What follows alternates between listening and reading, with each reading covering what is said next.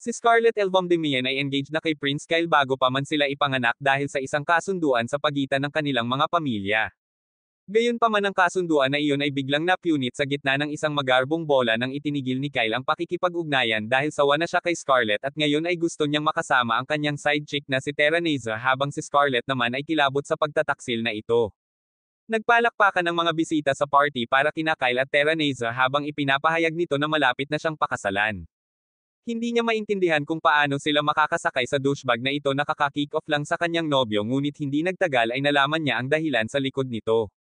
Pinupuri ni Kyle si Terran mabait at matalinong babae habang si Scarlett naman ay asterisk lang na walang emosyon. Sinabi niya na ang pagpapanggap na maligayang engaged sa kanya sa nakalipas na 17 taon ay ang pinakamalaking kahihiyan ng kanyang buhay at talagang masaya siya na sa wakas ay makakulaya na siya sa kanya. Hindi pa madaling umatras si Scarlett at pinaalalahanan niya si Kyle na ang engagement ay naayos na ng kanilang mga magulang at hindi niya ito kayang kanselahin mag-isa. Sumagot si Kyle na maaari niyang kanselahin ang pakikipag-ugnayan ng hindi humihingi ng pag-aproba ng sinuman dahil si Scarlett ay isang maliit na kriminal na nanliligalig kay Terran dahil sa selos. Nagsimulang kumilos si Terran na parang biktima habang nagsimulang magsalita si Kyle tungkol sa kung paano siya binubuli ni Scarlett sa campus ng akademya. Tinawag ni Scarlett ang cup na iyon dahil first time niyang makilala si Terran ng personal dahil magkaiba sila ng klase. Gayunpaman si Kyle ay nagkaroon lamang ng dalawang mga selula ng utak sa simula at nawala ang mga ito pagkatapos na umibig kay Terran. Sa palagay niya ay sinusubukan ni Scarlett na insultuhan ang kanyang bagong kasintahan sa pamamagitan ng pagturo na ito ay nasa elite class habang si Terran ay mula sa normal na klase. Sinabi niya na sinabi sa kanya ni Terran ang lahat ng pagkakataong binyo-bully siya ni Scarlett kabilang ang pagkulong sa kanya sa banyo at pagtulak sa kanya pababa ng hagdan. He calls her a cruel villainess and Scarlett decides that she had enough of this man-child insulting her. Sinabi niya kay Kyle na wala na siyang pakialam sa mga akusasyon at tatanggapin din niya ang pagpapawalang bisa ng engagement. Gayunpaman humingi siya kay Kyle ng isang huling bagay bago nila wakasan ang kanilang relasyon para sa kabutihan. Ang prinsipe ay hindi payag na ibigay sa kanya kahit na iyon ngunit si Terran ay tiwala sa kanyang tagumpay at sinabi niya sa kanya na marinig ang kaawa-awang babae upang hindi siya magsisi. Sinimulan ni Kyle simping para sa kanyang kabaitan at pagkatapos ay tinanong si Scarlett kung ano ang gusto niya. Dahan-dahan siyang lumakad patungo sa kanila at nakipagkamao ng mahigpit na sinasabi kay Kyle na ang huling hiling niya ay suntukin ang mukha ng asong babae. Nagulat si Kyle sa kanyang pahayag at tinanong siya kung nasisiraan na ba siya ng bait ngunit sa halip na sagutin siya binato ni Scarlett ng suntok ang mukha ni Terran na may pinakamagagandang anyo na kahit si Muhammad Ali ay aprubahan. Gayunpaman sa likod ng solong suntok na ito ay isang mahabang backstory ng asno at para sa mas mabuti o para sa mas masahol pa kailangan nating pag-aralan ang lahat ng ito upang makita ang kabayaran. Mula pa noong maliit si Scarlett mahilig na siyang manghit ng tao at every other week. Pupukpok niya ang isang kapos palad na kaluluwang walang sense gamit ang kanyang mga kamao. Ang kanyang kapatid na si Leonardo ay palaging nagtuturo sa kanya tungkol sa kanyang marahas na hilig ngunit sinabi sa kanya ni Scarlett na ginagawa niya ito para sa higit na kabutihan. Habang alam ni Leonardo na iniligtas ni Scarlett ang isang karaniwang tao mula sa isang marangal na brat sa pagkakataong ito hindi niya makalimutan ang hitsura nito na may dugo sa kanyang buong katawan. Sinabi niya sa kanya na siya ay magiging bahagi ng marangal na lipunan sa isang seremonya sa lalong madaling panahon at dapat niyang ihinto ang pagsuntok sa mga tao at kumilos na parang isang ginang. Iyon ang magiging pinakamalaking hamon para kay Scarlett dahil nakilala niya ang hindi matiis na butas na si Kyle sa unang pagkakataon sa seremonya. Sinabi nito sa kanya na siya na ang magiging lingkod niya mula sa araw na iyon at ginamit ni Scarlett ang lahat ng kanyang lakas para pigilan ang pagnanasang suntukin siya sa mukha dahil alam niyang siya ang pangalawang prinsipe ng bansang ito pati na rin ang kanyang kasintahan. Iyon lamang ang simula ng kanyang paghihirap habang patuloy na binubuli at pinaglalaroan siya ni Kyle. Habang ang kanyang mga kamay ay nakatali sa sitwasyon ng kanilang pamilya kahit ang kanyang ama ay hindi makakatulong sa kanya dahil sila ay nakikitungo sa maharlikang pamilya. Kaya tiniis ni Scarlett ang pagpapahirap sa loob ng maraming taon. Sa kalaunan siya ay naging 15 at pumasok sa pambansang akademya na may matataas na marka at mabilis na nakakuha ng maraming tagahanga. Sa kasamaang palad nandoon din si Kyle at ipinahayag niya sa publiko na pagsisilbihan siya nito bilang kanyang alipin kahit sa akademya. Gayunpaman naging immune na si Scarlett sa pambubuli at pangungulit nito kaya nanatili itong naka-poker face habang nakikipag-usap sa kanya. Pagkalipas ng ilang araw pumasok si Kyle sa kanyang silid-aralan sa isang napakarumi na kalooban at sinimulan siyang abusuhin habang sinasabing ibili siya ng tanghalian. Humingi ng tawad si Scarlett at sinabing gagawin niya ito kaagad ngunit hindi pa nakontento ang butas at kinaladkad niya ito palayo para parusahan habang iniiwan ang mga barkada niya para bantayan ang mga babae para hindi sila manligaw sa mga guro. Hindi nagtagal ay nalaman ni Scarlett na naasar si Kyle dahil nabawasan siya sa regular na klase dahil sa kanyang masamang mga marka at gusto niyang ilabas ang pagkadismaya sa pamamagitan ng pag-atake sa kanya. He decided to cut her hair and take them to his class as a trophy and even with Scarlett's seasoned patience that was pushing the line. She told him to stop or she's complained to her family but Kyle insulted her father calling him just a lapdog for the royal family. Ipapadala na sana ni Scarlett ang kanyang kaawa-awang A** sa kaharian ng anino ngunit sa kabutihang palad nasa malapit ang unang prinsipe Julius at agad siyang pumasok para itigil ang laban. Wala nang nagawa si Kyle sa harap ng kapatid at umalis na ito matapos itong ma-lecture. Alam ni Scarlett na babalik siya para abalahin muli siya ngunit nagpasalamat siya kay Julius sa pagligtas sa kanya. Sagot niya iniligtas lang niya ang kanyang nakababatang kapatid bago makipag-usap kay Scarlett na nagsimulang igalang ito sa kanyang magandang ugali. Alam niya na si Prinsipe Julius ang nangungunang kandidato para sa pagiging susunod na hari ngunit ang mga tiwaling Maharlika ay natakot sa kanya at sinusuportahan nila si Kyle upang iligtas ang kanilang A. Gayunpaman ang paggalang na mayroon siya para sa unang prinsipe ay hindi nagtagal ay nauwi sa paninibugho nang malaman niyang si Julius ay nakakuha ng perpektong marka sa lahat ng mga paksa na nagtapos sa kanyang sunod-sunod na bilang ang nangungunang scorer. Naisip niya na talagang kakaiba at masipag si Julius ngunit nang lapitan siya nito at sabihin sa kanya kung gaano kadali makakuha ng buong marka na asar siya. She took it personally and worked really hard to beat him the next time pero kumalat ang chismis na kusa raw natalo si Julius dahil gusto nitong pasayahin siya. Lalong nadismaya si Scarlett dito at napagdesisyonan niyang baliwalain na lang siya ng buo ngunit patuloy pa rin siyang ginugulo ni Julius. Sinundan pa niya ito pagkatapos ng klase. Asking how things going between her and Kyle and Scarlett suddenly realized that Kyle has not made any attempts so far as her lately sa kabila ng kahihiyan na dinanas niya noong isang araw. Napagtanto niya na hinahabol siya ni Julius para lumayo si Kyle at halos makita niya ito sa positibong liwanag. Biglang nanligaw si Julius sa kanya at mahuhulog na sana si Scarlett dito. Kung hindi niya ito tinawag na isang kawili-wiling nilalang. Nabigla siya sa mga sinabi nito ngunit hindi pala nagsisinungaling si Julius at talagang inakala niya na si Scarlett ay isang kawili-wiling nilalang na dapat pag-aralan at nag-iingat pa siya ng mga tala tungkol dito. That was the point she started hate Julius and wished to punch him along with Kyle someday. Bumalik sa kasalukuyan ang lahat ng kanyang galit sa wakas ay nakahanap ng isang exit point sa anyo ng mukha ni Tyrion. Sa isang suntok pinalipad siya ni Scarlett at kinatok ang dalawa pang lalaki kasama niya. Nagulat si Kyle dito at tinanong siya kung ano ang ginagawa niya at malamig na sumagot si Scarlett na naabala siya sa kanyang malupit na pananalita at kinailangan ni Tyrion na magbayad ng halaga para doon. Pagkatapos ay lumakad siya patungo sa pulutong ng mga natulala na Maharlika lubos na alam na ang bawat isa sa kanila ay isang tiwaling bastard. Nagalit siya sa kanila dahil nag-celebrate sila noong kinansela ni Kyle ang engagement kaya isinusuot niya ang kanyang punching gloves na palagi niyang kasama sakaling may emergency.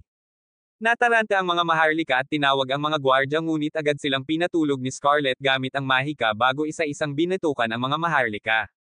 Ang mga Maharlika ay nagsimulang humiling sa sinuman na protektahan sila na nag-aalok ng kanilang mga alipin bilang kapalit kahit na ang pangangalakal ng alipin ay ilegal sa bansa. Napagtanto ni Scarlett na ang mga lalaking ito ay hindi nire-recycling na mga basura at walang magiging bigat sa kanyang konsensya kung kakatok niya silang lahat na walang sense. Kaya inactivate niya ang kanyang espesyal na time magic para mapalakas ang kanyang bilis at sinimulan ang kanyang pagrampa gamit ang kanyang mga kamao na may rating na I para sa lahat. Sa lalong madaling panahon ang lahat ng mga Maharlika ay nasa lupa. Huling natitira si Kyle at naiihinan niya ang kanyang pantalon matapos makita ang totoong anyo ni Scarlett. Sinabi niya sa kanya na oras na niya ngayon at nang malapit na niya itong suntukin pumunta doon ang kanyang kapatid na si Leonardo upang pigilan siya. Gayunpaman huli na siya at sinuntok ni Scarlett si Kyle sa isang pader pakiramdam niya ay talagang na-refresh. Habang si Leonardo ay kilabot na makita ang mga Maharlika na nakakalat sa lupa si Julius ay talagang nalibang. Muntik nang matukso si Scarlett na sampilin din siya sa mukha pero nagpa siya siyang huwag ng lumayo ngayon. Pumunta siya kina Julius at Leonardo upang batiin sila at tinanong nila siya kung ano ang dahilan sa likod ng kanyang marahas na pagsabog. Sa una nagsasalita si Scarlett tulad ng ChatGPT na nagsasabi na gumawa sila ng mga hindi masabi na krimen at pagkatapos ay sinimulang bigyang katwiran ang kanilang sarili kaya pinarusahan niya sila kaagad. Ngunit nang hilingin sa kanya ni Julius na ibigay sa kanya ang eksaktong mga detalye tumugon siya na asar sila sa kanya kaya pinatumban niya sila. Nagkaroon ng mini heart attack si Leonardo nang marinig ito ngunit nagsimulang tumawa si Julius. Sinabi na nais niyang may mag-imbento na ng mga kamera dahil gusto niya talagang makita kung paano tinalo ni Scarlett ang lahat ng mga Maharlika. Sinabi niya na dapat ay hinintay niya itong pumunta dito upang simulan ang kanyang matamlay ngunit sinabi sa kanya ni Scarlett na ito ay isang hindi makatwirang kahilingan. Samantala ang kanyang kapatid ay nagsimulang mawala ng kontrol. Iniisip ang mga kahihinatnan ngunit tiniyak sa kanya ni Julius na siya ang bahala sa mga bagay dito. Biglang nakaramdam ng pagkahilo si Scarlett at bumagsak sa lupa na sinalo ni Julius ang kanyang ulo bago pa siya bumagsak sa lupa. Pagkalipas ng 3 araw nagising si Scarlett nang marinig ang tunog ng mga kampana sa kanyang ulo. Habang unti-unti siyang nagkakamalay napagtanto niya na ginamit niya ang labis na kapangyarihang biniyayaan sa kanya ni Cronoa ang Diyos ng panahon. Gayunpaman sa sandaling imulat niya ang kanyang mga mata nakita niya ang isang katulong sa ibabaw niya na nakatutok sa kanya ng kutsilyo. Mahinahong tinanong ni Scarlett ang kasambahay kung sino siya ngunit sinigawan siya nito na mamatay at sinubukan siyang saksakin. Gayunpaman hindi niya matalo ang oras ng reaksyon ni Scarlett at agad na nasuntok sa pader. Patakbong lumapit si Leonardo nang makarinig ng malakas na tunog mula sa silid ng kanyang kapatid na babae at nabigla siya nang makitang ang unang bagay na ginawa niya pagkabalik sa kanyang katinoan ay ang pagsuntok sa isang tao. Anyway sinasabi niya sa kanya kung gaano siya nag-aalala para sa kanya.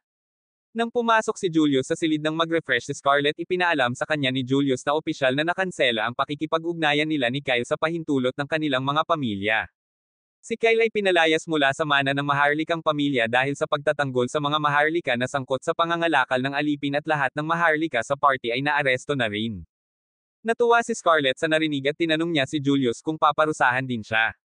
Sinabi niya sa kanya na siya ay masyadong mahalaga para sa Maharlikang pamilya upang maparusahan ngunit hanggang sa mawala ang bagay na ito siya ay mahihirapang maghanap ng lalaking handang pakasalan siya. Gayunpaman mayroon din siyang magandang balita para sa kanya. Sinabi ni Julius kay Scarlett na ang kanyang kamakailang pagkilos ay naging isang sikat na kwento sa buong kaharian at pinag-uusapan siya ng mga tao na parang siya si Batman. Tinatawag nila siyang Bloodstained Lady na nagpadala ng mga sangkawin ng masasamang Maharlika sa bilangguan gamit lamang ang kanyang mga kamao at siya ay tulad ng isang bayani sa kanilang lahat.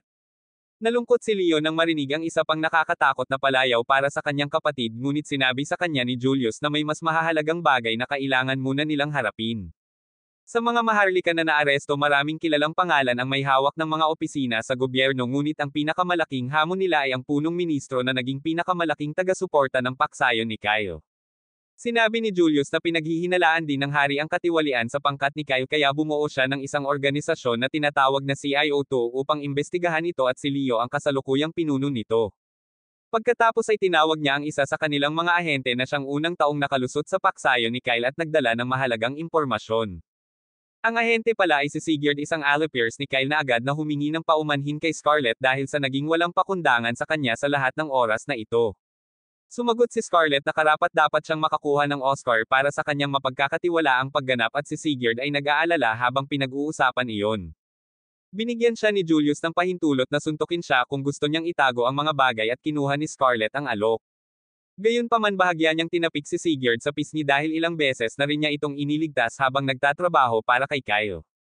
Pagkatapos nito umalis siya na pagtanto na sa wakas ay malaya na siyang gawin ang anumang gusto niya ngayong hindi na siya nakatali kay Kyle. Ang unang bagay sa kanyang listahan ay ang pagtatanong sa kasambahay na nagtangkang pumatay sa kanya sa umaga. Pumunta si Scarlett sa bodega kung saan nakalok ang kasambahay na si Nanako ngunit nalaman niyang naitapon na ng dalaga ang kanyang mga damit. Bigla siyang inatake ng isang mabangis na pusa ngunit hinampes ito ni Scarlett at natukoy na ang katulong ay talagang isang hayop na nagbabago ng hugis. Sinabihan niya si Nanako na bumalik sa anyo ng tao para makapag-usap sila at lumalabas na lalaki pala talaga ang dalaga. Determinado siyang patayin si Scarlett sa lahat ng paraan at napagtanto niya na dahil sa alipin sa dibdib nito ang dahilan kung bakit siya sumusunod sa anumang utos ng kanyang amo. Tinanong niya si Nanako kung handa siyang sabihin sa kanya ang lahat tungkol sa kanyang Panginoon kung maaari niyang palayain siya at sinabi niya sa kanya na magpatuloy at subukan ito. Tinanggap iyon ni Scarlett bilang oo at agad siyang itinulak sa lupa bago gamitin ang kanyang mga kapangyarihan upang baligtarin ang oras sa kanyang slave crest. Sa mundong ito ang lahat ng tao ay ipinanganak na pinapabore ng isang Diyos ngunit karamihan sa mga tao ay hindi napagtanto kung sinong Diyos ang nagpala sa kanila. Ang mga nakakaalam na maaari nitong gamitin ang mga kapangyarihang ipinagkaloob sa kanila ng Diyos at si Scarlett ay pinagpala ni Cronoa ang Diyos ng panahon na siyang dahilan kung bakit lubos siyang pinahahalagahan ng Maharlikang pamilya. Ginagamit niya ang kapangyarihan ni Krenoa upang maibalik ang katawan ni Nanaka sa kondisyon bago siya alipin ngunit napapagod siya nito. Anyway, pinanghawakan ng Twink ang kanyang pangako at sinabi kay Scarlett na ang nagpadala sa kanya dito ay si Prime Minister Godwin.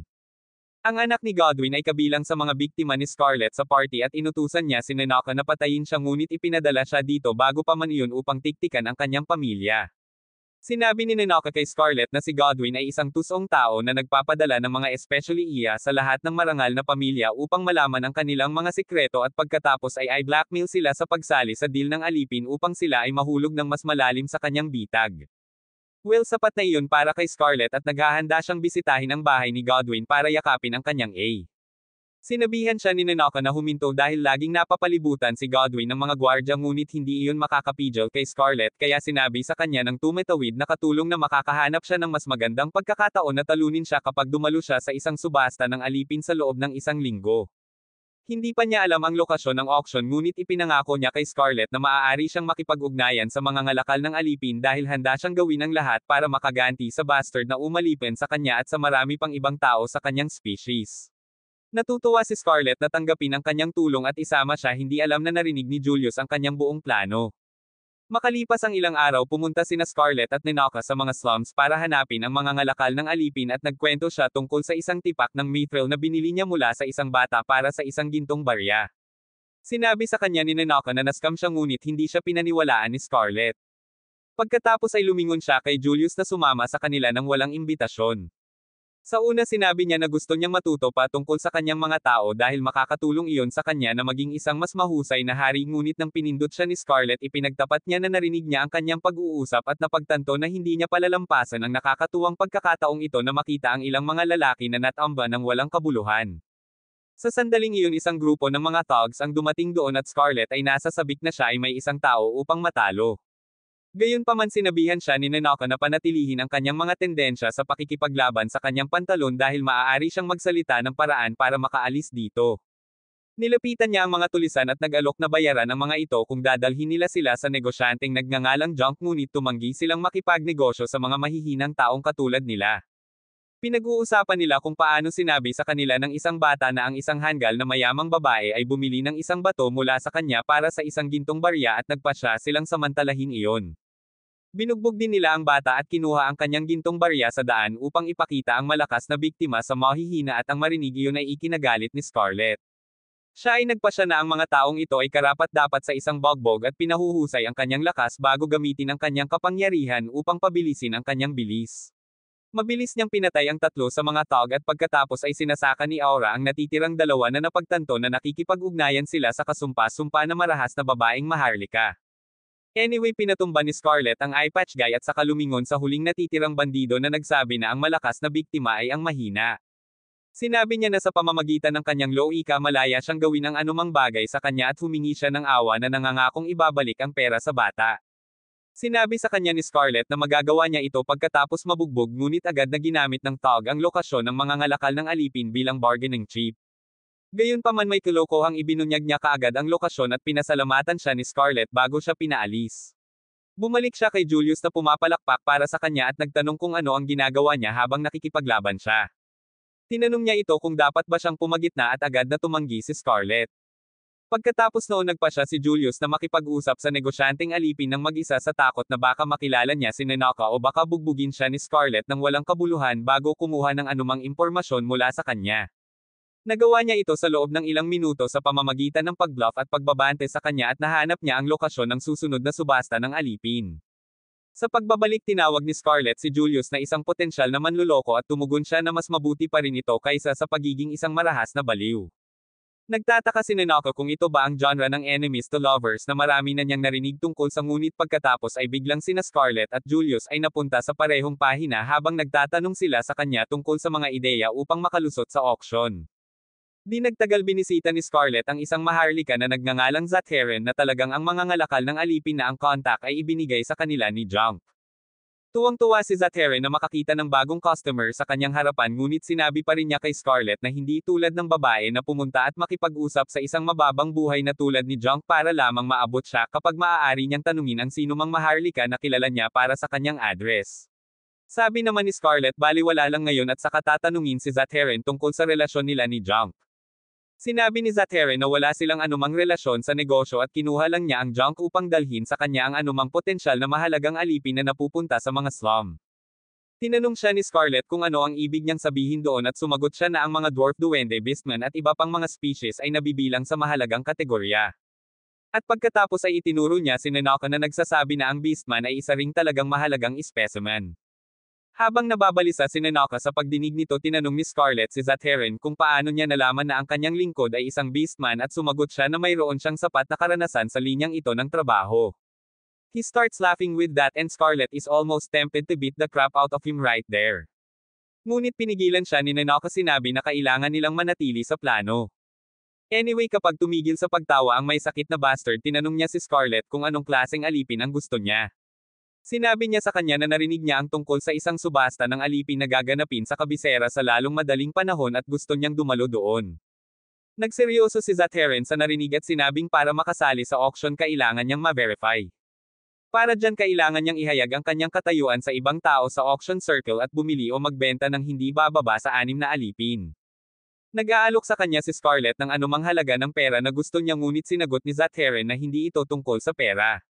Sa halip, sinabi niya na kung maibibigay niya sa kanya ang mga aliping hayop na mayroon siya, dadalhin siya nito sa auction bilang anak ng isang malayong kamag-anak. Galit na galit si Scarlett nang marinig ito, ngunit kahit papaano ay nakontrol niya ang kanyang galit at magalang na ngumiti. Sinabi na kung ito lang ang kinakailangan upang makapasok sa auction, handa niyang ibigay ang alipin sa kanya. Maya-maya pa ay umalis na si Scarlett at Nanaka sa mansyon at hindi pa rin siya makapaniwala na ang pangangalakal ng mga alipin ay isinasagawa ng lantaran sa kaharian. Natutuwa din siya na gumana ang lahat ayon sa plano at kumilos si Zatharen ng eksakto tulad ng hinulaan ni Nanaka. Nagulat din si Nanaka nang makitang hindi ginagamit ni Scarlett ang kanyang mga kamao upang lutisin ang lahat ng kanyang mga problema at sinimulan niya itong kurutin para sa biro. Sa pag-uwi nila pagkatapos nito, tinanong ni Scarlett si Nanaka kung sigurado ba siya tungkol dito dahil kahit na maalis niya ang kanyang slave crest pagkatapos, hindi niya ito mapoprotektahan kapag siya ay isang alipin. Sumagot si Nanaka na parang isusubasta siya at hindi niya hahayaang masaktan ng sino man ang kanyang paninda bago ang auction. Idinagdag niya na ginagawa niya ito upang mabayaran ang krimen ng pagtatangka na patayin siya at pagkatapos ay biglang nagsimulang humikab. Nauunawaan ni Scarlett na ang beastfolk ay halos aktibo sa gabi at natutulog sa araw at sa susunod na sandali si Nanaka ay nagbago sa kanyang anyo ng hayop habang siya ay nakatulog sa mga bisig ni Scarlett. Dinala niya siya pabalik sa inn kung saan naghihintay sa kanila si Prinsipe Julius. Sinabi sa kanya ni Scarlett na matagumpay ang mga negosasyon at laking gulat niya nang marinig niya na kaya niyang hawakan ang sitwasyon nang hindi sumuntok sa sinuman.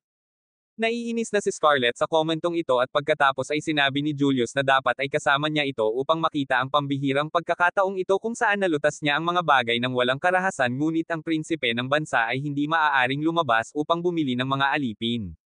Walang plano si Scarlett na makipagdeal sa kanya kaya sa sandaling pinahigi niya si Nanaka, nagpasya siyang lumabas para makalanghap ng sariwang hangin. Sinabi ni Julius na pareho ang iniisip niya at sinasamahan niya ito na nananatiling malapit sa kanya sa lahat ng oras.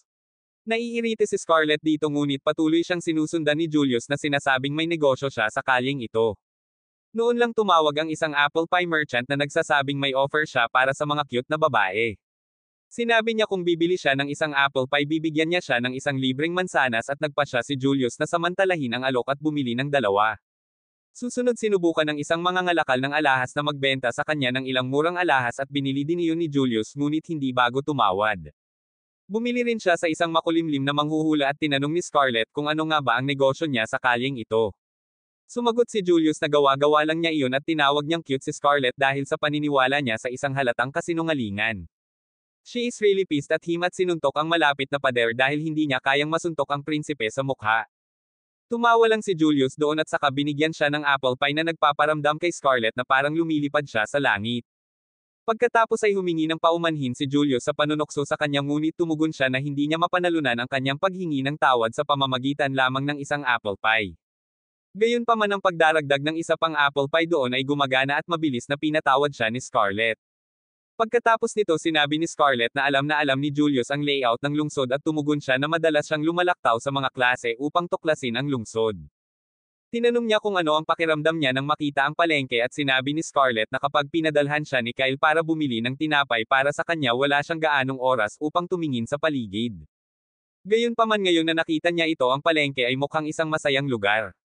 Natutuwa si Julius na nagustuhan niya ito at sinasabi niya na sa tuwing pumupunta siya rito gusto niyang makita niya ang lugar na ito. Nagtataka si Scarlett kung sumama ba siya dahil lang sa gusto niyang magpakita sa kanya at iniisip niya na kung sinabi lang niya ito hindi siya maiirita.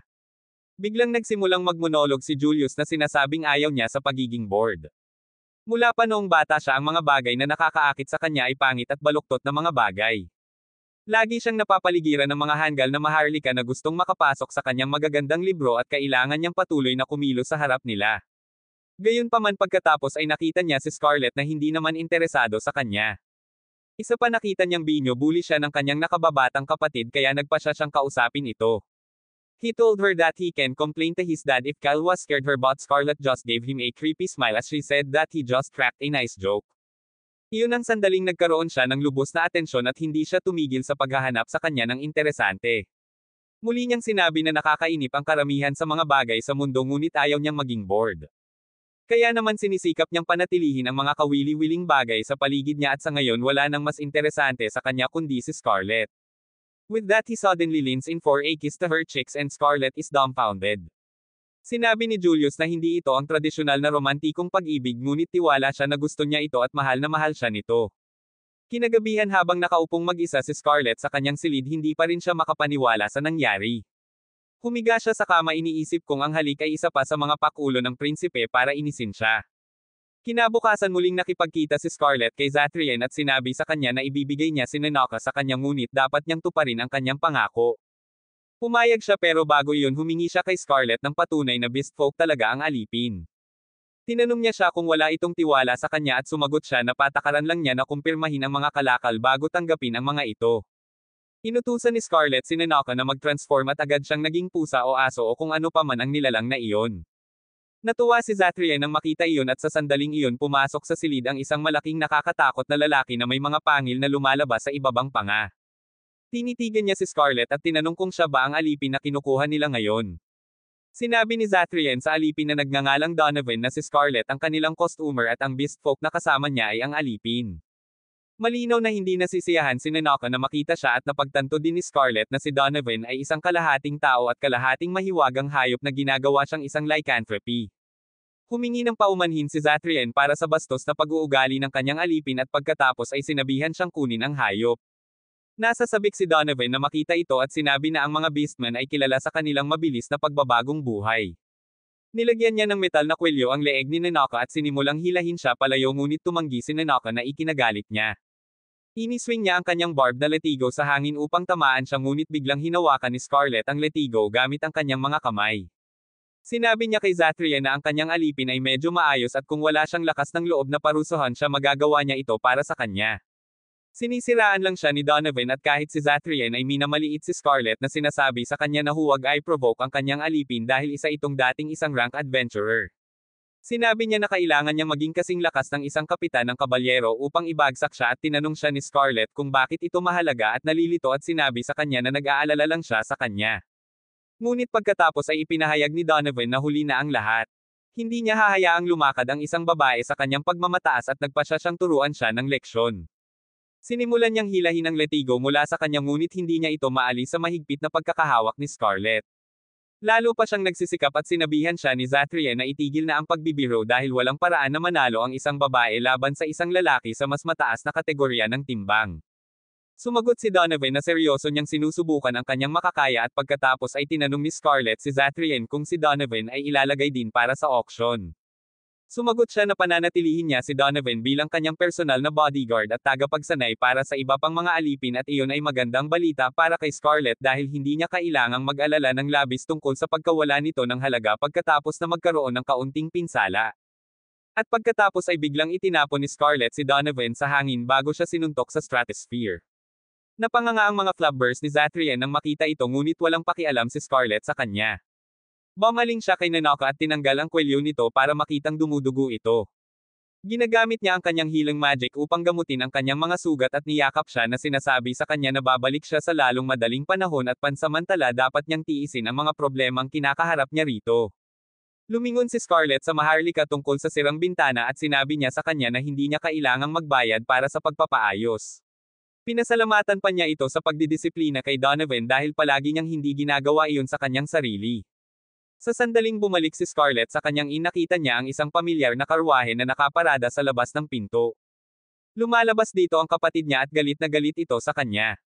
Sinabi niya sa kanya na maaari niyang sabihin sa kanya ang buong kwento kapag nakarating na sila sa kabisera at nang makita ni Scarlett si Julius sa karwahe, isinumpa niya ito sa pagiging isang inutil na prinsipe na hindi man lang napigilan ang kanyang kapatid na malaman ang tungkol sa kanila.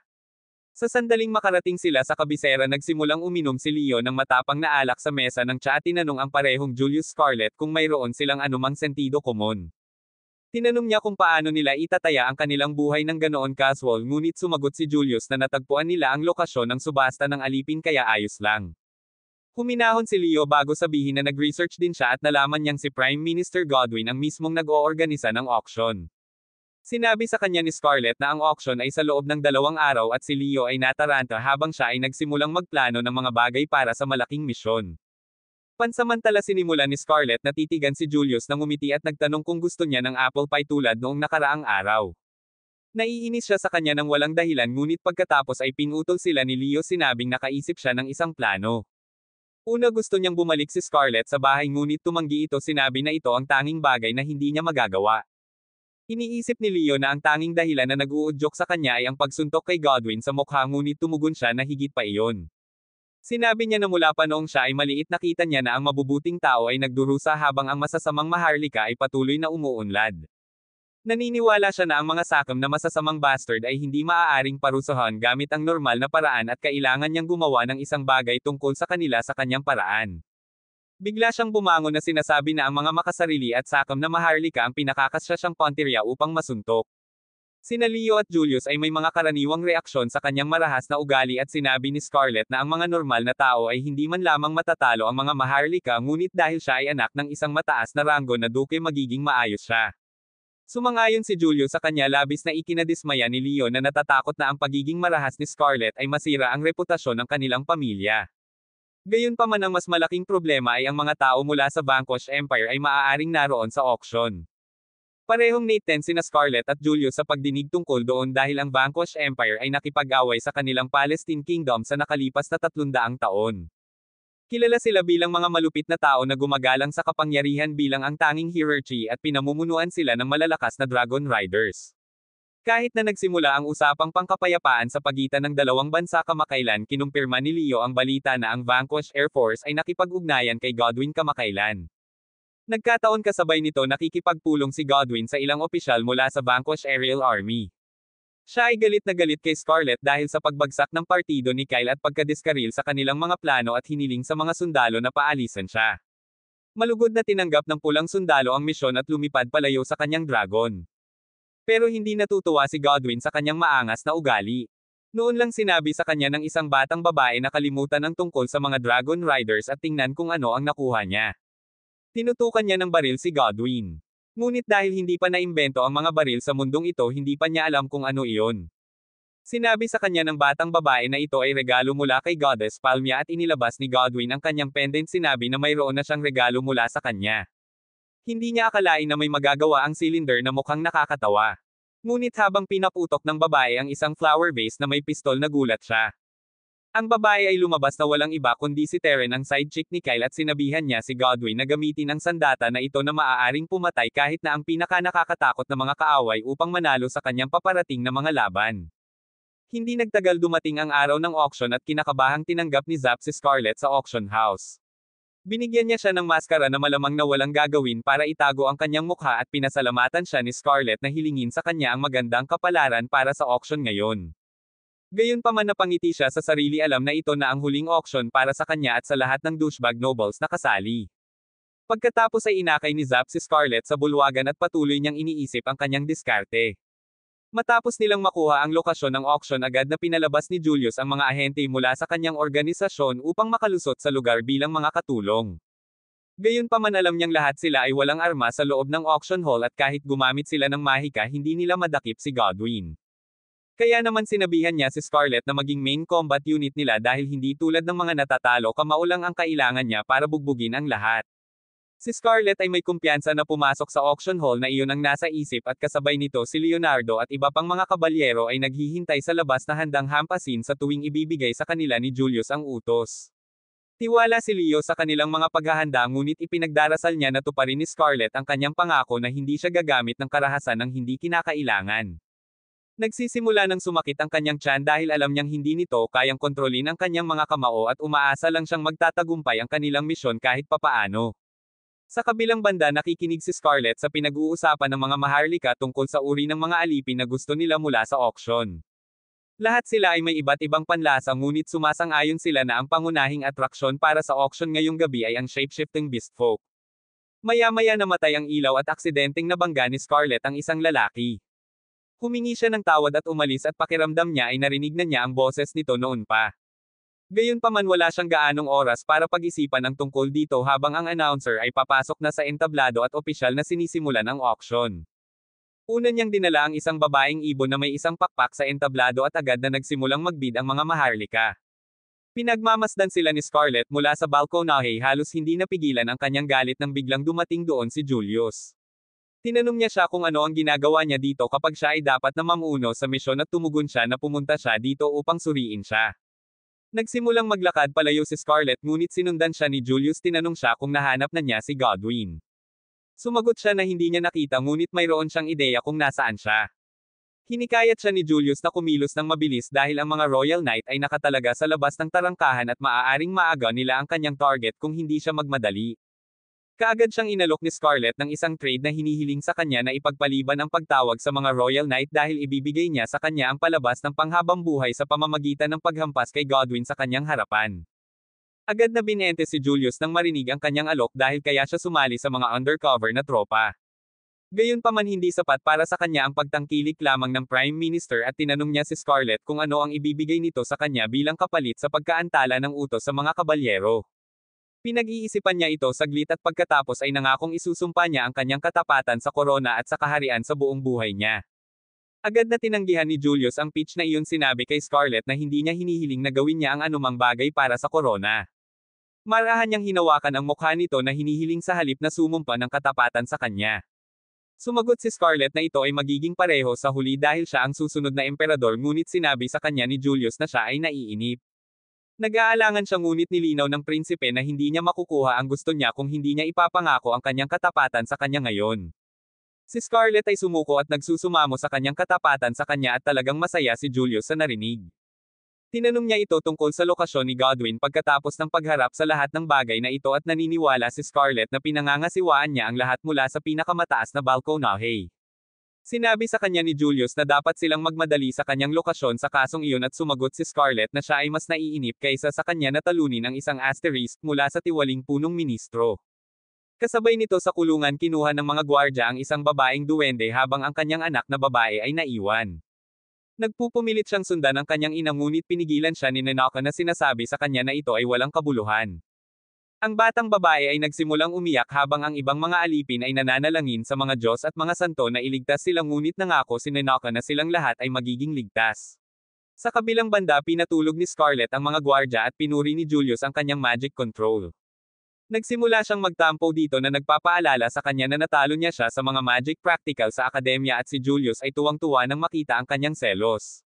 Noon pa lang nakatagpo sila ng kumpol ng mga tog at agad na napagtanto ni Scarlett na sila pala ang mga private guard ni Godwin. Nagpasya siyang trituhin ang mga ito bilang mga pampaganya bago ang pangunahing ulam at tinanggal ang kanyang guwantes upang isuot ang kanyang mga buko na may diamond studded. Ni hindi niya ginagamit ang pagpapala ni Krenoa para pataasin ang kanyang bilis at hindi niya napigilan ang lahat ng mga tog bago sinira ang pinto ng silid kung saan nag-e-enjoy si Godwin sa palabas kasama ang kanyang pinakamalapit na mga kaalyado. Habang pinoproseso pa rin ang lahat ang nangyayari kumpiyansa na pumasok si Scarlett sa silid at itinapon ang kanyang maskara sinabi kay Godwin na nangangati ang kanyang mga kamao na sumalubong sa kanyang mukha. Gulat na gulat si Godwin nang makita siya ngunit galit na galit ang kanyang anak dahil may score siyang ipapaayos kay Scarlett. Nagcast siya ng kidlat para atakehin si Scarlet ngunit ginamit ni Julius ang Royal Ring para kanselahin kaagad ang spell. Natarante si Godwin nang makita ang maharlikang singsing na maaaring magpawalang bisa sa anumang spell na ginawa ng mga tao ng imperyo dahil ang emperador at si Julius lamang ang maaaring magkaroon nito. Agad na sinimulan ni Julius ang lokmaksing at ang mga tiwaling maharlika ay naghubad ng kanilang pantalon dahil sila ay napahamak na ngayon. Gayunpaman nakumbinsi nila ang isa't isa na ang blonde na lalaki sa harap nila ay isang impostor at nagpasya si Godwin na harapin siya at si Scarlet ng mabilis. Inutusan niya ang isang espesyal na alipin na dalhin para doon at kinilala ni Scarlet ang mabangis na Beastman bilang si Donovan na nagbago lamang sa kanyang Beast Mode. Inutusan ni Godwin si Donovan na patayin sina Scarlet at Julius ngunit sa sandaling iyon dumating doon si Sigurd at nilaslas ang kanyang kamay. Napagtanto ni Scarlet na ang lalaking nakabangga niya kanina ay si Sigurd na umaarte pa rin bilang loyal follower ni Kyle para makalusot sa auction. Masyadong bigo ngayon si Godwin at inutusan niya ang lahat na salakayin ang mga nanghihimasok. Si Sigurd ang namamahala sa kabilang panig at sinabihan sina Scarlet at Julius na manatili sa likuran niya. Gayunpaman hinawakan ni Scarlet ang kanyang kwelyo at hinaila siya pabalik na sinasabi sa kanya na ang mga maharlika dito ay kanyang mga target at hindi niya sila hawakan. Naon ng sub si Loki nang sabihin sa kanya ni Scarlet na pinahihintulutan lamang siyang labanan si Donovan habang hahawakan niya ang iba pang mga hamak. Agad niyang tinanggap ang utos niya at hinayaan si Scarlet na magkaroon ng oras sa kanyang buhay na indayog ang mga maharlika sa paligid at lumikha ng isang mini-cyclone. Wala man lang ng ahas na lumapit sa kanya nang makita ang kanyang nakakatakot na ngiti ngunit isa-isang lumapit si Scarlet sa kanilang lahat na inihagis ang dalawa sa kanila palabas ng balkonahe sa kanyang pag-aalsa. Di nagtagal pagkatapos nito nagmamadaling pumasok si Leo upang tingnan kung ano ang nangyayari dahil hindi niya nakuha ang hudyat mula sa prinsipe at siya ay nabigla sa nakikita ang madugong mga visual. Si Scarlet ay nakatayo ng buong pagmamalaki sa harap ng isang tambak ng mga tauunang maharlika at naisip ni Leo na sa wakas ay naging mass murderer na siya. Sinabi sa kanya ni Scarlet na nagpigil siya kaya walang talagang patay ngunit sa sandaling iyon napansin nila si Sigurd na nagpupumilit na labanan si Donovan. Ang iba pa sa mga bisita ay tumatakbo sa takot at iniisip ni Leo na ang ilan sa kanila ay maaaring makatakas sa bilis na ito. Sumangayon si Julio sa kanya at nagpasya na dapat nilang pakilyusan ang mga kabalyero ngunit ipinaalala sa kanya ni Scarlet na hindi pa niya nasusuklam si Godwin. Sa kabila nito inutusan ni Julio si Leo na ipadala ang mga kabalyero pagkatapos sabihin ni Godwin at Scarlet na hindi ito ang kanyang ipinangako. Tinitiyak niya sa kanya na siya lamang ang makakakuha ng karapatang talunin ang punong ministro na walang kabuluhan. Bumalik si Leo sa narinig at nagtanong kung ano ang nangyayari. Ipinaliwanag ni Julius na nakipagpalitan siya ng panata kay Scarlet kaya kailangan niyang tuparin ang pangako nito sa kanya. Namangha si Leo sa narinig dahil sa tingin niya ay nakapagpalit na ng wedding vows sina Julius at Scarlet. Nagiging emosyonal siya sa pag-iisip na sa wakas ay natagpuan na ng kanyang kapatid na babae ang lalaking gusto niyang makasama sa buhay ngunit hindi maintindihan ni Scarlet kung bakit napakadrama nito. Napagtanto ni Julius na pareho silang tulalo pagdating sa pagbabasa ng silid ngunit nagpasya siyang huwag pansinin ang mga ito at nagpadala ng hudyat sa mga kabalyerong naghihintay sa labas. Di nagtagal naka-recover din si Leo mula sa kanyang dramatic outburst at ginamit ang kanyang espesyal na kasanayan na tinatawag na clairvoyance para aiskan ang buong mansion. Nadatnan niya si Godwin at ang kanyang anak na patungo sa bubong at kaagad pagkatapos noon nakita niya ang isang dragon na umaaligid sa itaas ng rooftop. Nagmamadali silang tatlo patungo sa bubong at sinabi ni Julius na ang kanyang teorya na si Godwin ay nakikipagtulungan sa mga Dragon Riders ng Vanquish Empire ay naging totoo. Sinabi niya na kailangan nilang sumugod kung hindi ay makatakas si Godwin ngunit sa kasamaang palad ay nasa basement sila at mayroong 5 palapag sa kanilang dinadaanan. May paraan si Scarlet para malampasan ang hirap na iyon at tinanggal niya ang kanyang sapatos habang sinasabi niya kay Leo na palayain si Nanaka at lahat ng iba pang alipin. Pagkatapos ay ina-activate niya ang kapangyarihan ng acceleration tumitawid sa isang buong hagdanan sa isang paglukso. Tumalon siya sa paligid ng mga dingding bago basagin ang isang bintana at pagkatapos ay diretsyong tumalon sa rooftop. Ang paggamit ng marami sa kanyang kapangyarihan ng sabay-sabay ay naglalagay ng mabigat na pasanin sa kanyang katawan ngunit ang dragon pati na rin si Godwin ay nasa kanyang paningin ngayon at hindi niya intensyon na palayain ang matandang bastard. Samantala inabot ni Godwin at ng kanyang anak ang Dragon Rider at sinimulan siyang insultuhan. Sinasabi nila na ang isang karaniwang sundalong tulad niya ay dapat bumaba mula sa dragon at salubungin sila sa pantay na katayuan ngunit ang mga ngabayo ng dragon ay asar sa kanila. Tinawag niya silang hamak na tao at inutusan ang kanyang dragon na harapin sila. Ang dragon ay umindayog ng mabigat upang hampasin ang dalawang jerks ngunit sa sandaling iyon si Scarlet ay bumaba mula sa langit na parang bulalakaw at hinaranggan ang buntot ng dragon na sinasabi sa nakasakay nito na hindi niya hahayaang saktan niya ang kanyang mga punching bag. Naipit na niya ang anak ni Godwin sa ilalim ng kanyang mga paa at casual na sinabi sa kanya na siya na ang susunod. Gayunpaman ang Dragon Rider ay biglang tumalon pababa sinabi kay Scarlet na hindi niya inaasahan na may haarang sa buntot ng kanyang dragon gamit ang isang kamay lamang. Lumuhad siya sa harap niya at itinapon ang kanyang hood na sinasabing nahulog siya sa kanya. Hiniling niya sa kanya na pakasalan siya na ikinagulat ng lahat ngunit tinanggihan ni Scarlet ang kanyang proposal at hinampes siya. Sinubukan ng dragon na ipaghiganti ang kanyang Panginoon sa pamamagitan ng pag-atake kay Scarlet ngunit hinawakan niya ang bibig nito at itinulak ito sa lupa. Sa oras na iyon bumangon muli ang Dragon Rider at pagkatapos makitang binugbog siya ni Scarlet at ang kanyang dragon lalo siyang naging interesado sa kanya. Muli niyang hiniling sa kanya na tanggapin ang kanyang proposal ngunit sinuntok siya nito sa lakas ng loob upang matanggal ang kanyang hininga. Ang taong mapula ang buhok ay patuloy na nagdadrama tungkol sa kung gaano siya kaganda malakas at kaaya-aya kaya pinalayas siya ni Scarlet sa pag-aakalang ito ay sapat na upang mapabagsak siya. Gayunpaman bumangon siya at kahit na halos hindi na siya makatayo ay gusto pa rin niyang pakasalan siya ni Scarlet dahil wala pa siyang nakikitang malakas na babae na katulad niya. Sinabihan siya ni Scarlet na huminto sa pag-arte na parang tanga dahil alam niyang siya si Alflame ang unang prinsipe ng Vanquish Empire na pumunta rito para patayin ang walang kakayahan na si Godwin. Natarante si Godwin nang marinig ito at pagkatapos ay kinumpirma ni Alflame ang pahayag ni Scarlet. Ipinahayag niya na naparito siya upang patayin si Godwin at ang kanyang mga tagasunod dahil ang mga traidor na tulad nila ang pinakamalaking banta sa kapayapaan ng dalawang bansa. Ibinato ni Al ang kanyang sibat kay Godwin upang mabilis siyang matapos ngunit binasag ni Scarlet ang sibat sa pamamagitan ng isang sipa na sinabihan siyang umatras. Agad na lumapit ang prinsipe at hinawakan ang kanyang binti at napansin ni Scarlet na nag-iinarte lang siyang nanghina kanina dahil mukhang maganda pa rin ang hubog ng kanyang katawan. Tinanong niya siya kung talagang tiwala siya sa kanyang pagtitiis at pinaninindigan ni Godwin na sinasabing may basbas siyang gawing kasing tigas ng bakal ang kanyang katawan kaya hindi siya matatalo ng pisikal na pag-atake. Sinabi niya kay Scarlet na hindi uobra sa kanya ang mga pag-atake nito kaya hayaan na lang niya itong tapusin si Godwin ngunit tumanggi ito at sinabing mayroon siyang paraan para talunin siya. Pagkatapos ay bigla niyang hinawakan ang ulo nito at ibinaba ni Al ang kanyang bantay iniisip na papasok siya para sa isang halik. Gayunpaman itinulak ni Scarlet ang kanyang ulo pababa at tinamaan siya ng buong lakas. Sa kabila ng maraming suntok sa tuhod sa kanyang mukha kumilos si Al na siya ay ganap na maayos ngunit nang siya ay bumangon siya ay nagsimulang makaramdam ng pagkahilo dahil ang mga sipa ni Scarlet ay nagbigay sa kanya ng concussion. Nawalan siya ng balanse ngunit hindi ang kanyang desperasyon at muli niyang hiniling si Scarlet na sumama sa kanya dahil ang kaharian ng mga mahihinang ito ay hindi nababagay sa kanya. Gayunpaman siya ay sapat na sa kanyang mga ramblings at hinablot niya lamang ang kanyang kwelyo at i-activate ang kanyang kapangyarihan upang ibalik siya sa kanyang kaharian. Nang matapos iyon sa wakas ay ibinaling ni Scarlet ang kanyang atensyon kay Godwin na umiihi na sa kanyang pantalon. Humingi siya ng paumanhin sa pagtatangkang patayin siya at sa paggamit kay Teren para sirain ang pakikipag-ugnayan nila ni Kyle. Ang pangalawang pahayag ay bago para kay Scarlet at tinanong niya ang ministro kung tinulungan niya si Teren na mapalapit kay Kyle. Sinabi niya na kung tinulungan siya nitong ipahiya siya sa harap ng lahat sa araw na iyon babayaran niya ito at mautal si Godwin habang sinasabi sa kanya na sinunod lang niya ang plano ni Teren. Nakikiusyoso ngayon si Scarlet at nakakita si Godwin ng pagkakataong makatakas.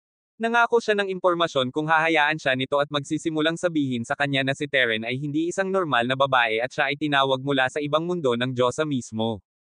Hindi sigurado si Scarlet kung nagsasabi siya ng totoo ngunit sapat na ang bagong impormasyon para tumigil siya sandali. Sa kasamaang palad para kay Godwin iniisip ni Scarlet na ang takot ay naging isang matanda na at siya ay naghuhukay ng mga bagay-bagay mula sa kanyang puwit upang protektahan ang kanyang sarili. Hindi siya makapaniwala na si Teren ay isang babae mula sa ibang mundo na tinawag ng Diyosa kaya nagpasya siyang bigyan si Godwin ng parusang nararapat sa kanya. Sinisikap pa rin ni Godwin na makipag-ayos sa kanya nag-aalok sa kanya ng anumang gusto niya. Saglit na nag-isip si Scarlet at pagkatapos ay sinabi na kailangan niya ng isang punching bag ng tao na may palay-pat-lipat na mata-matangos na ilong at damit na may palaman. Sinabi sa kanya ni Godwin na maaari niyang makuha ito ngunit bigla niyang napagtanto na inilalarawan siya nito. Hinihintay ito ni Scarlet at ginagamit niya ang kapangyarihan ni Cronoa para gawing mas mabagal ang oras sa paligid niya kaysa sa karaniwan habang siya lang ang nakakagalaw ng normal. Sinuntok niya si Godwin sa ngalan ng mga taong pinagsamantalahan niya at sa mga inagaw niya para ibenta bilang mga alipin. Sinuntok niya siya dahil sa pagsira sa buhay ni Nanaka at para din sa pagtatangkang patayin siya. At sa wakas sinuntok niya ito dahil lang sa gusto niyang talunin siya. Nang maabot ni Scarlett ang huling suntok na wala ang kanyang time magic at kinuha ni Godwin ang naantalang pinsala mula sa lahat ng suntok ng sabay-sabay. Magalang siyang yumuko habang pinalipad si Godwin ngunit bigla siyang napaluhod dahil ginamit niya ang labis na kapangyarihan ni Cronoa. Ang kanyang buhok ay naging itim mula sa mga tip at ang kanyang mga kamay ay nagsisimula na ring dumudugo. Nag-aalala si Scarlett na ma-disappoint ang kapatid sa kanya. Nawalan siya ng balanse ngunit dumating doon si Julius para hawakan siya. He uses his power to heal her while remarking that he wouldn't be able to believe na may taong nakikipag-away dito kung hindi niya ito kilala ng personal. Hindi nagtagal dumating din doon si Leo at ang iba pa at nagsimulang magtanong kay Scarlett kung ayos lang siya. Curious din sila kung saan nagpunta si Godwin and she replied that he went through the wall just now. Sa kasamaang palad minamaliit ni Scarlett ang matandang punong ministro at nakatayo pa rin siya sa kanyang mga paa. Tumalon siya pababa sa dingding at inilabas ang pistol na ibinigay sa kanya ni Teren para barilin si Scarlett ngunit tumalon si Julius sa kanyang harapan upang pigilan ang bala sa kanyang katawan. Nahihiya ang lahat sa pagkakita nito ngunit masaya si Godwin na kahit isang tinak ang naalis niya sa kanyang landas. Galit na galit si Scarlett sa kanya at agad na sumugod sa kanya itinapon siya sa lupa gamit ang isang suntok. Sinabi sa kanya ni Godwin na hindi siya masasaktan ng kanyang mga suntok dahil mayroon siyang regalo mula kay Goddess Palmia na nagpoprotekta sa kanya mula sa lahat ng pinsala. Gayunpaman nagkamali ang hanggal na ipakita ito kay Scarlett at agad niyang hinaila ito palayo sa kanya bago basagin ang ilong nito. Sinabi niya kay Godwin na hindi siya mapapatawad sa kasalanan ng pagpatay kay Julius at dapat siyang humingi ng tawad sa kanya sa kabilang buhay. Sa pamamagitan nito buong lakas niyang tinamaan ang matanda at pinalipad ito. Sinabi niya na naipaghiganti niya si Julius ngayon at hiniling sa kanya na bantayan sila mula sa langit. Umuubo si Julius habang sinasabi sa kanya na hindi pa siya patay dahil ang salamangka ng pagpapagaling ni Leo ay nagligtas sa kanyang buhay. Tinanong niya si Scarlett kung nabigo siya na buhay pa siya at sumagot siya na natutuwa siyang makitang maayos siya. Di nagtagal pagkatapos nito ang lahat ng mga maharlika ay inaresto at si Godwin ay buhay pa rin sa kabila ng pagkuha ng buong lakas na suntok ni Scarlett. Samantala si Scarlett ay nagpapahinga sa kanyang karwahe kontento na natalo niya ang kalokohan sa kanyang target. Kasabay nito sa Vanquish Empire si Prinsipe Al ay natigil sa isang puno nang dumating ang kanyang kaibigan doon upang iligtas siya. Sinipa niya ang puno pinabagsak si Al sa lupa at pagkatapos ay inalalayan siya habang naglalakad sila papunta sa kanyang dragon. Nagreklamo si Al na maaaring mabali ang lahat ng buto sa kanyang katawan ngunit sinabi sa kanya ng kanyang kaibigan na ang kanyang biro ay hindi rin nakakatawa dahil nakuha niya ang pinakamatibay na katawan sa buong planeta. Ang pulang ulo na prinsipe ay nagsiwalat na siya ay pinalayas dito mula sa ibang bansa at malamang na naubos niya ang lahat ng kanyang pagpapala upang manatiling buhay sa kabila nito. Hindi nagtagal na abot nila ang dragon at lumipad pa uwi at habang nasa daan tinanong ng Blonde si Al kung kailangan niyang laruin ang larwang gusto niya. Iniisip ni Al ang tungkol kay Scarlett at sinabing mas nasiyahan siya sa pakikipaglaro sa kanya kaysa sa inaasahan niya at gusto niya itong makilala muli sa lalong madaling panahon. Bumalik sa kaharian ang balita tungkol sa pagpapahinto ni Scarlett sa subasta ng alipin ay kumakalat na parang napakalaking apoy at sinimula ng lahat na tawagin siyang tagapagligtas ng kanilang kaharian. Bumisita ang press sa Royal Academy para makipag-usap sa kanyang mga kaibigan tungkol sa kanyang mga libangan at alagang hayop at habang iniisip ng mga babae kung magkakaroon ng cute na malambot na pusa o matikas na aso si Scarlett ang pinakabagong alagang hayop niya ay ang dragon na pinangalanang Rex na iniwan ni Al. Habang sinasanay ni Scarlett ang dragon tinitigan siya ni Nanaka mula sa malayo na may selos. Sa sandaling iyon ang kanyang mayordomo ay dumating doon at sinabi sa kanya na siya ang nagtusto sa lahat ng mga mangangalakal sa bayan ng mga bagay na kanyang naisip. Hindi siya sigurado kung mabebenta pa ito ng maayos dahil medyo kakaiba ito ngunit kumpiyansa si Scarlett na at least marami itong bibilhin ni Julius. Pagkatapos ay itinuro ng mayordomo na si Nanaka ay tila naiinggit sa kanyang bagong alaga at tinawag siya ni Scarlett na lumapit at makipaglaro din sa kanya. Masayang nag-transform si Nanaka bilang isang tuta at tumakbo patungo sa kanya ngunit ang mga katulong ay pumunta doon upang kunin siya dahil kailangan nila ng tulong upang maghanda para sa mga bisita na darating. Sa kabilang banda binisita ni Teren ang bilangguan ngunit pinigilan siya ng mga gwardya. Ginagamit niya ang kanyang mahika para ma-brainwash ang mga ito at pinapayagan siya nitong makadaan. Nagsisimula siyang mag-isip tungkol sa kung paano niya gustong magkaroon ng pinakakaibig-ibig na fairy tale na nagtatapos sa kanyang kwento. Nais niyang umibig sa isang prinsipe at malampasan ang maraming hamon sa kanya upang makamit ang kanyang masayang pagtatapos. Lahat ng ginagawa niya ay para sa happy ending at hanggang ngayon binibisita niya rin si Godwin. Natutuwa siyang makita siya at hiniling na palayain siya dahil gagawin niya ang lahat sa kanyang makakaya para pagsilbihan si Goddess Poma. Sumagot si Teren na nagpapasalamat siya sa kanya sa pagsupil sa ibang mga relihiyon sa rehiyon upang gawing pangunahing relihiyon ng bansa ang Pomianism. Sinabi ni Godwin na higit pa ang magagawa niya kung siya ay mapalaya, ngunit sinabi ni Teren na mayroon siyang regalo para sa kanya mula kay Goddess Pomona. Ginagamit niya ang kanyang kapangyarihan para ma-brainwash din siya at pagkatapos ay nag-iwan ng bote ng lason sa sahig. Si Godwin na ngayon ay ganap na nasa ilalim ng kanyang kontrol ay umiinom ng lason at si Teren ay lumayo, pinasasalamatan siya sa pagganap ng kanyang papel sa kanyang kwento, ngunit hindi na niya ito kailangan. Ang balita ng pagkamatay ni Godwin ay nakarating kay Julius at sa iba pa, ngunit nahihirapan siyang paniwalaan na ang isang matatag na lalaking tulad niya ay magpapakamatay. Naghihinala rin si Leo dahil wala silang nahanap tungkol kay Teren kahit na siya ay isang major collaborator ayon sa mga ulat ni Scarlett. Sa sandaling iyon dumating doon si Nanaka na may dalang mga lumang file na hiniling ni Leo. Habang sinusuri nila ang mga file, na curious si Julius tungkol sa babaeng nagngangalang Teren na kayang kontrolin maging ang punong ministro. Bigla siyang nakahanap ng tala sa relihiyong Pomianism at napalingon si Nanaka nang marinig iyon. Ipinaliwanag sa kanya ni Julius na may iba't ibang relihiyon sa kaharian at ang Pomianismo ay isa sa mga pangunahing relihiyon. Nagdagdag si Leo ng karagdagang detalye na nagsasabi na ito ay sumikat kamakailan lamang at ginawa pang ang opisyal na relihiyon ng kaharian. Sinasamba nito si Pomona, ang diyosa ng kagandahan at pag-ibig, at pinamumunuan ito ng isang magarbong mangangalakal na isang tahasang taong sakam. Nakuha ni Nanaka kung paano ito may ugnay kay Godwin dahil siya ang uri ng taong nakipagdeal sa bawat tiwaling taong nahanap niya. Gayunpaman dinadala ni Sigurd ang paksa ng iba pang malaking relihiyon na umiral mula pa noong simula ng pagkakatatag ng kaharian. Ito ang relihiyon ng Dianismo na sumasamba kay Saintess Diana na isang batang babae na may kapangyarihan ng exorcism. Sinabi ni Leo na kahit na hindi ito ang relihiyon ng estado, karamihan sa mga tao ay naniniwala sa Dianismo, at kung tatanungin mo ang mga karaniwang tao, karamihan sa kanila ay magsasabi na ang Dianismo ay karapat-dapat sa titulo. Ipinapaalala nito kay Sigurd na malapit na ang opisyal na pilgrimage festival ng Dianism at ipinaubaya na rin ni Julius kay Leo dahil ayaw niyang harapin ito. Bigla niyang dinala si Scarlett at tinanong si Leo kung kumusta na siya. Sumagot si Leo na maganda ang kanyang kalagayan at kahapon lang ay lumabas siya upang manghuli ng pagkain para sa kanyang dragon. Tinatawanan ito ni Julius at sinabing siya ay isang tunay na kapansin-pansin at kakaibang babae. Nagsimula siyang mag-isip kung paanong hindi siya magsasawa sa tabi ni Scarlett at iniisip niya kung dapat ba talaga niyang hingin ang kamay nito sa kasal.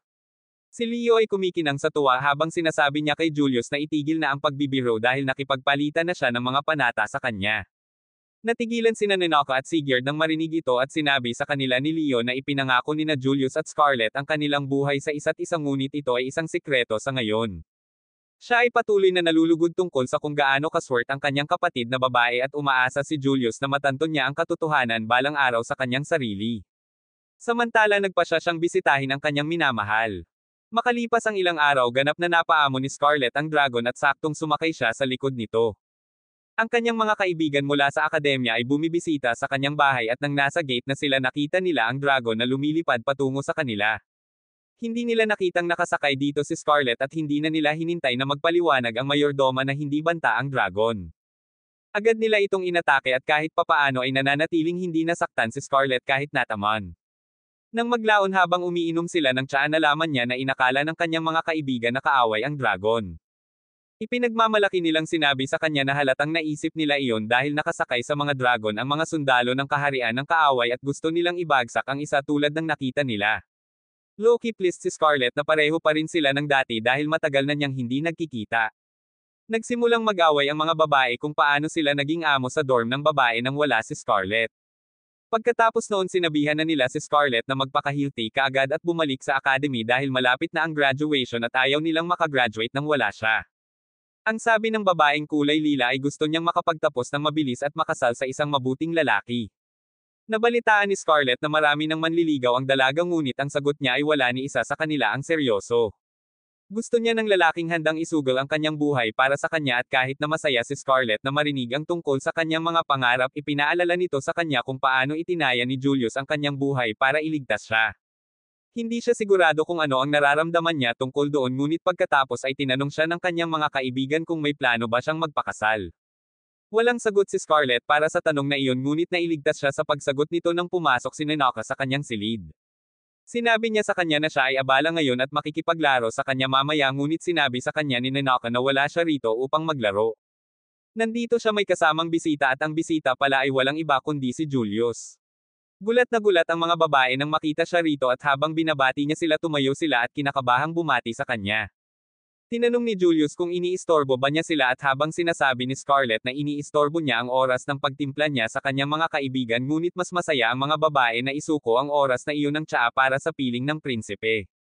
Tinanong niya ang mga ito kung maaari niyang hiramin si Scarlett saglit at hindi gusto ni Scarlett ang paraan ng pagbigkas nito.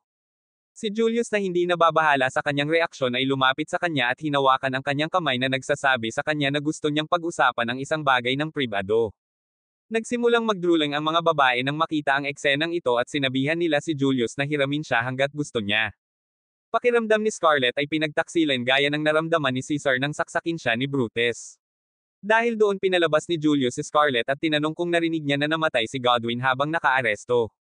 She affirms and then Julius adds that he investigated Terren as per her reports but Kyle knew nothing about her.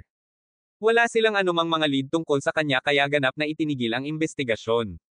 Sa wakas ay naintindihan na ni Scarlett kung bakit niya gustong makipag-usap ng pribado dahil hindi nila ito maaaring pag-usapan sa harap ng kanyang mga kaibigan.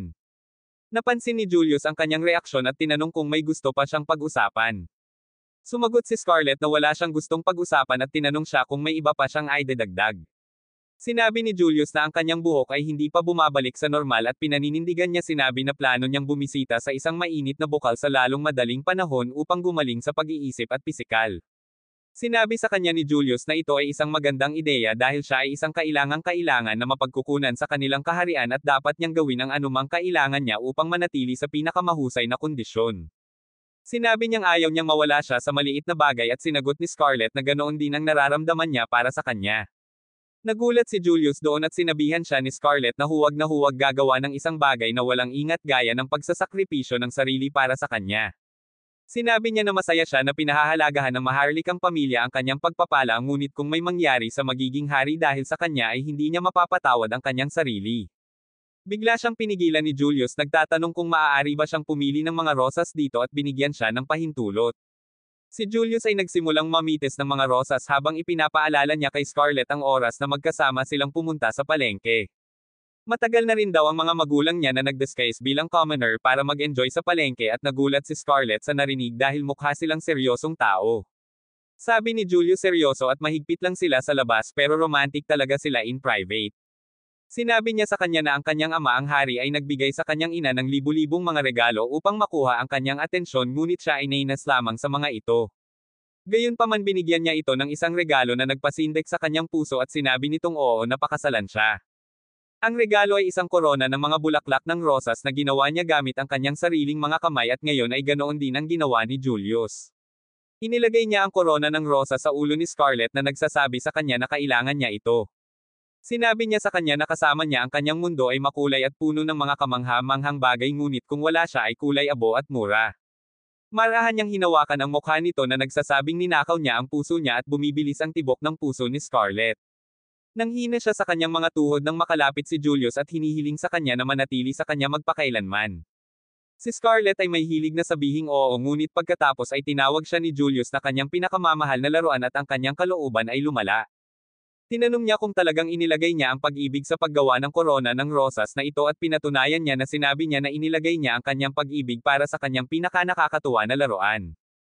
Asar na ngayon si Scarlett ngunit lumayo si Julius nang walang pakialam na hindi niya namalayan na nabighani siya sa mga romantikong pantasya tulad ng ibang mga batang babae na kasing edad niya. Sinabi niya na halos nakalimutan niya na siya ay isang tao pagkatapos na makita ang kanyang mga maharlikang maharlika sa kaliwa't kanan at hindi niya akalain na gusto niya ng isang romantikong pagtatapat. Hindi siya sinagot ni Scarlett ngunit sa halip ay isinuot niya ang kanyang buko na guwantes na nagtatanong kay Julius kung may pahintulot ba siya na guluhin siya.